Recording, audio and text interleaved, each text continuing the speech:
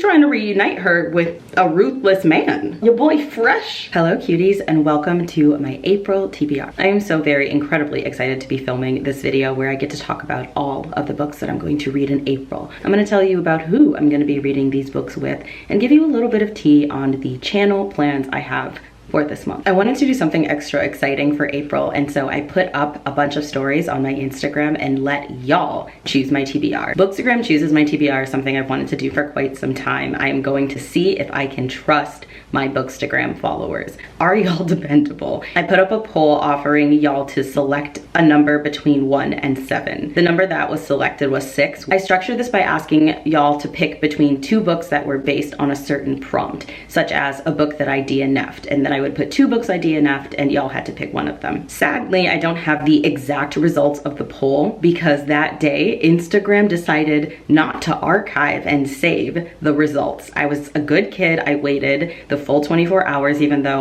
by halfway through the day, I just wanted to end the poll and film this video because I was so excited to see what y'all picked. Thankfully, thank goodness, thankfully by the time it disappeared, I had already taken screenshots of the polls in order to assess how they were doing. So I'm just going to rely on those screenshots because we were already at halfway through the day and usually the poll doesn't change all that much anyway. I asked y'all to choose between 2 of my 1-star predictions. The books were Sister-in-Law and You Love Me by Carolyn Kepnes. I really hated the second book in the You series. It was terrible. It was a crime. It was like somebody else wrote that book. And then this book, I just don't think I'm gonna like it because y'all know I don't enjoy domestic thrillers. Y'all voted by this. I'm hoping that I have a chance of liking this more than I liked the sequel. The first book was so stellar because he ends up leaving California and going to live in the woods. And I'm hoping that it's gonna be better this time around. Taking a little break from the polls to announce that I am going to be doing a video, I'm already filming it, where I read my 1-star predictions. I wanted to make sure that y'all were able to select at least one of my 1-star predictions, so thank you for participating. And I'm gonna give you a sneak peek at one of the books that I'm going to be reading for that vlog. I think I have like somewhere between 4 and 6 books planned, and I've already read 2 of them. I predict that Carrie Soto is Back by Taylor Jenkins Reid is going to be a 1-star book for me. I don't like Taylor Jenkins Reid. I have made a few videos about why I don't like her, and I've gotten a lot of hate for it. Her books just don't do it for me, and she's got some problematic themes in them that I have lots of questions about. This book is about a tennis player who has retired. I think she won an Olympic medal or something, and then she comes out of retirement because an Asian woman broke her record, and so she's like, I'm gonna show her. That's basically what the book is about. Returning to Bookstagram chooses my TBR, I asked y'all to pick between 2 thrillers by Asian authors. The thrillers were Kill Her Twice and You Know What You Did by KT Win. I am dying to read this one, so this is going to be a book that I try and squeeze onto my TBR this month. It's going to be an optional, and this, Kill Her Twice, is the one that y'all selected. Kill Her Twice is a highly anticipated read about this beautiful 1920s Hollywood starlet who is found dead by 3 or 4 girls. I think she's found dead in a barn, and these girls, who are also Asian girls, decide to investigate her murder, and that never goes well. I apologize. This is set in LA in 1932. I am so excited. I really enjoy books about the silver and the golden screen. Do you say gold screen? As well as old Hollywood, and to center people of color in that conversation. Oh, divine. Y'all were asked to choose between 2 fantasies. They are Sun in the Void and Revenant games. I am very excited that y'all ended up picking Sun in the Void. Now, I was disappointed that Revenant Games wasn't picked just because I'm in my vampire era. More so, I'm going back to my vampire era. Vampires were my entire personality in middle school and high school. And low-key elementary school, because that was when I discovered Queen of the Damned and Anne Rice. Oh my god, yeah, vampires were my personality since I was 8 years old and Queen of the Damned came out. That scene where Leah's getting into the luxurious bathtub full of rose petals, and she's making her way towards Stuart Townsend, who plays Lestat, in the most seductive, exciting way I've ever seen. And that should have been the moment where I realized that I was gay. My body realized. The head is sometimes slow to get going. That's what she said.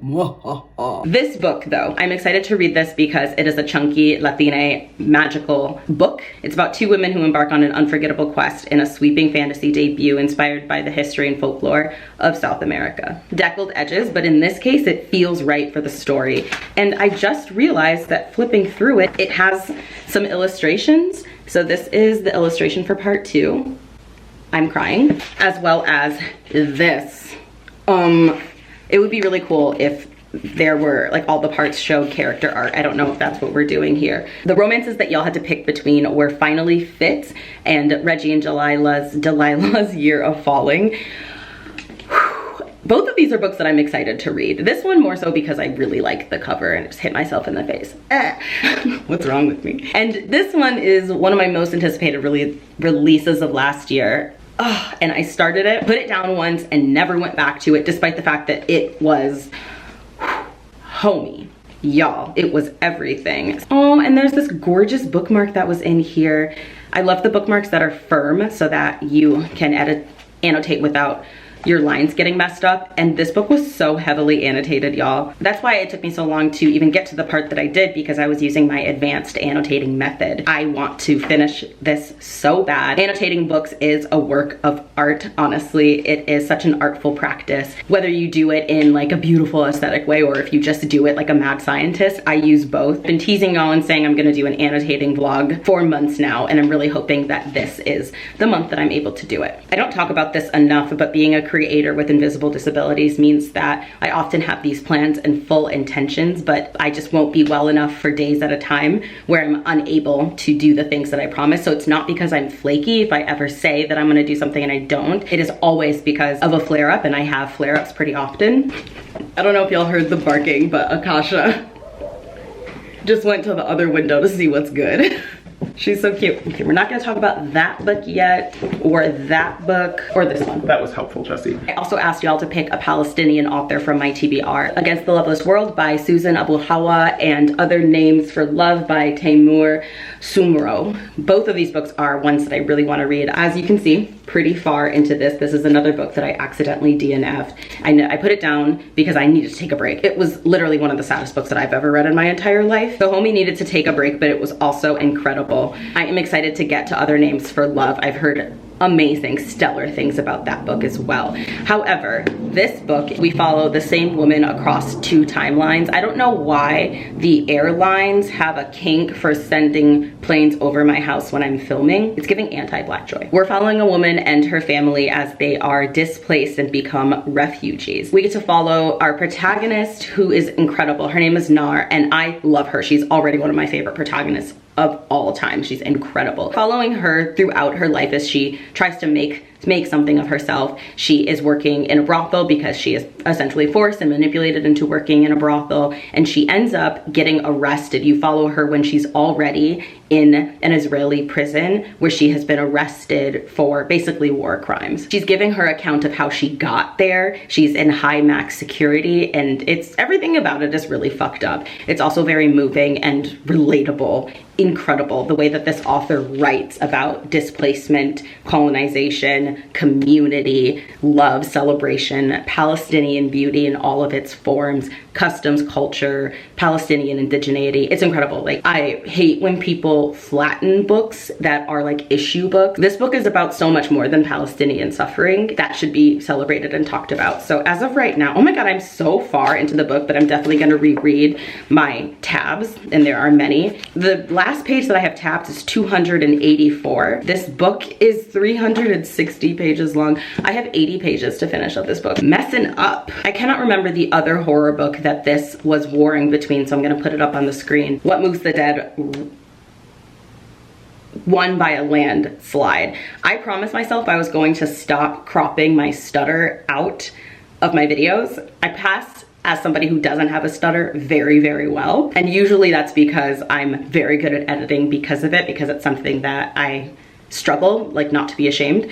So I'm trying to leave some of my stutter in just to let people know that, like, it's okay. Those of you who have a stutter, y'all are not alone.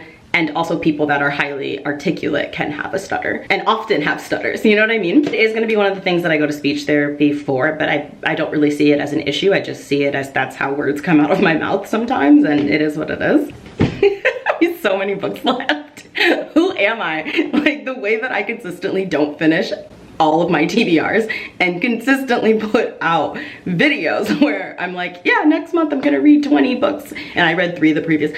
We don't care, okay? Because I can dream. Martin Luther King could dream, and so can I. Now here is a sneak peek to one of the videos that you are going to see going up on my channel come hell or high water, because I want to get it out of the way. I am going to be reading Huckleberry Finn in its original form and comparing it to James, which is a black man's retelling of Huckleberry Finn. This man is a Pulitzer. He didn't win the Pulitzer, but he was damn close. Pulitzer nominee, I forget the word, and it's a signed copy. He is supposed to be an incredible writer, and so I was like, I want to read his retelling, but I want to read the source material so I can really analyze it. I might not be able to get through this because I prioritize my mental health, but I'm gonna do my best. I talk a lot on this channel about problematic books in case you are new here. I have a lot of discourse and discussion as of late, as of this year, about the racism in classics and how the book girlies and the dark academia girlies love standing racist classics, in talking about the politics of that. Like, what does that actually mean? So I have a pretty nuanced conversation on that I will link down below if I remember to, or have the energy to, by the time I'm done uploading this video. This is an edited version that has some critical controversy, that has a case study on the controversy in this novel. I'm not sure if they cropped out all of the N-word usage. I wanted to go through and count in the original text. Flipping through, I'm not seeing it, and I'm not gonna complain. But I do hope that they haven't done that thing where they censor more than words, because I want to read the original work.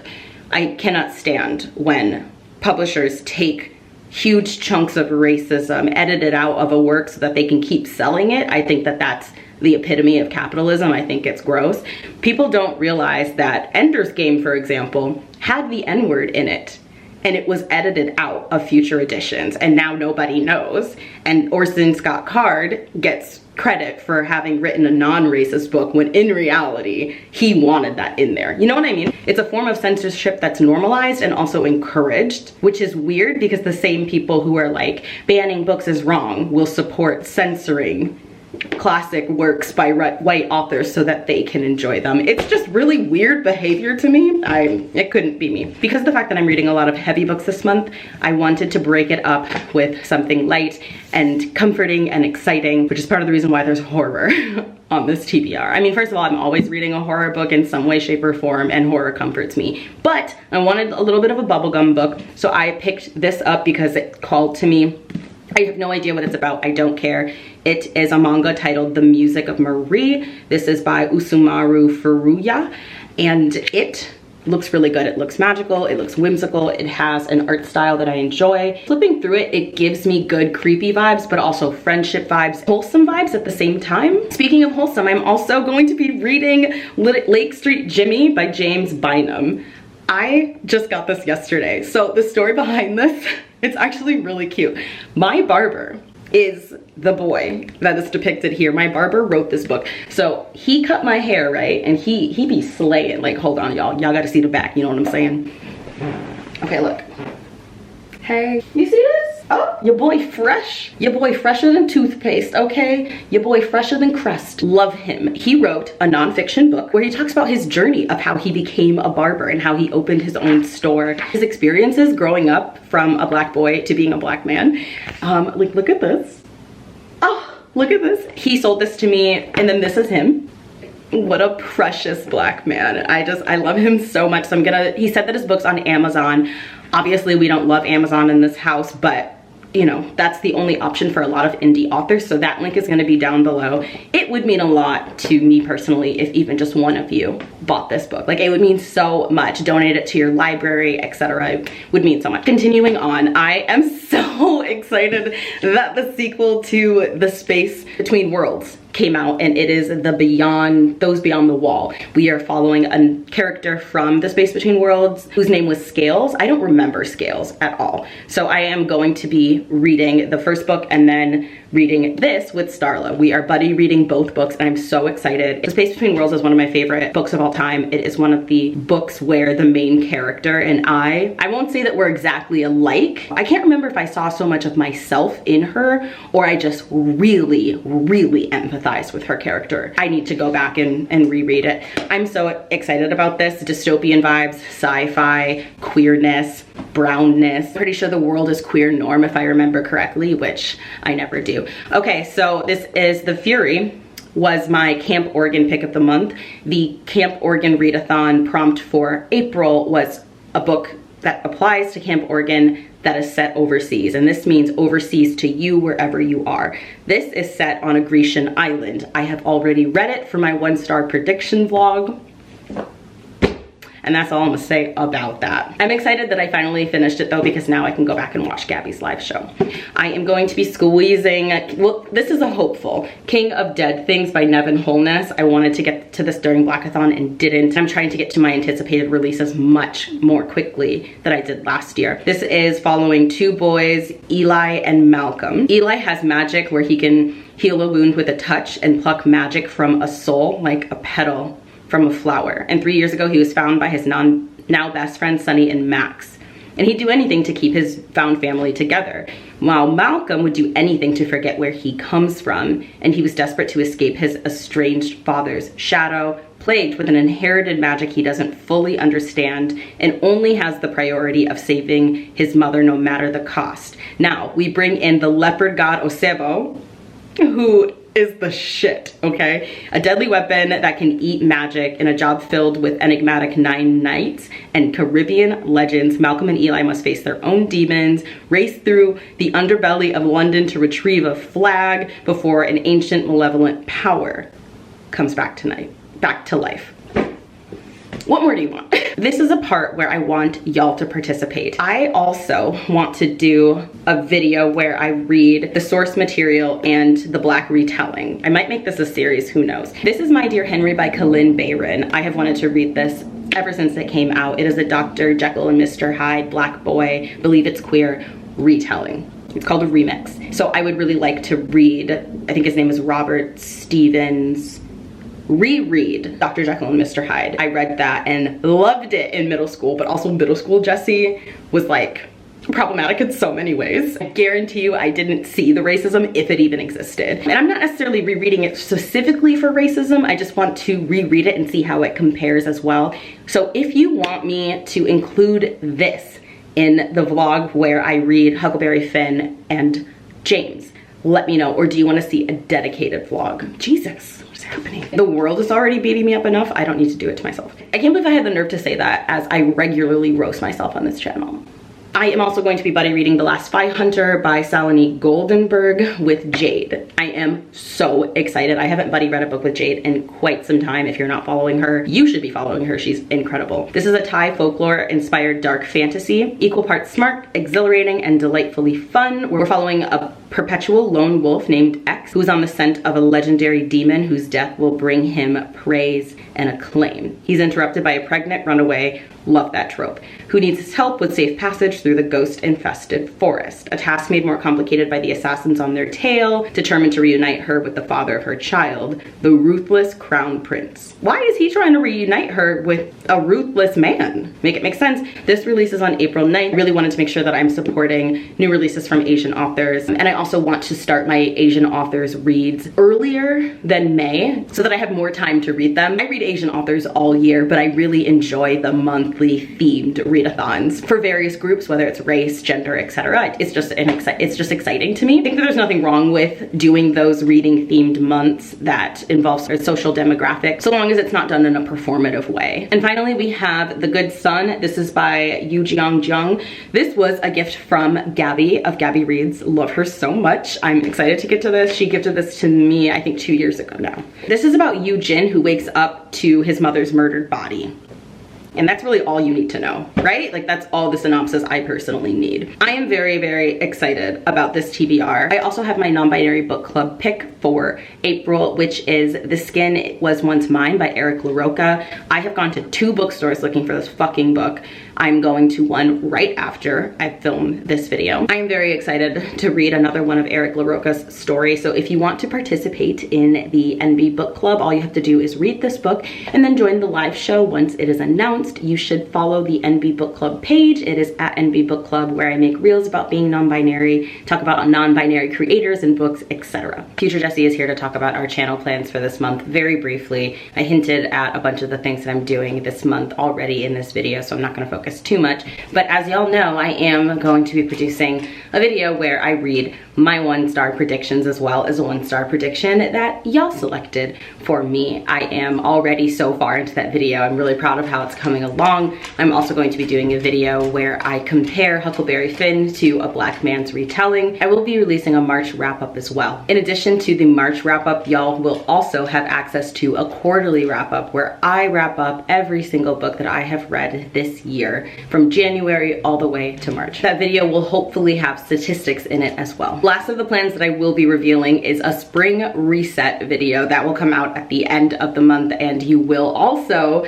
be seeing another episode in my ex-booktuber controls my week. If you're not familiar with that series, it's where I pick a booktuber and they control everything I do for a week straight. I have done Gavin, I have done Chloe, as well as Gabby. And now it is time for somebody else to make me suffer. All right, before we go back to Prehistoric Jessie, I'm gonna tell y'all about the tea for what's happening on the Patreon in April. My Patreon is Hannibal the Cannibal themed, and this month we are doing reads and recipes, where we have our usual live show, but we are also working on a recipe, whether it's a cocktail recipe or a food recipe. I'm going to be doing both. You can write with us writing sprints where we get together, everyone turns their cameras on if they would like to, and we share our works in progress, we write together. It's one of my favorite things, if not my favorite thing that we do on my Patreon. We have the She's All That watch party, which is a part of this series I started on my Patreon last month that is called So Stale or Still Slaps, where we take a cult favorite classic and decide if it holds up on a socio-political level as well as an entertainment level.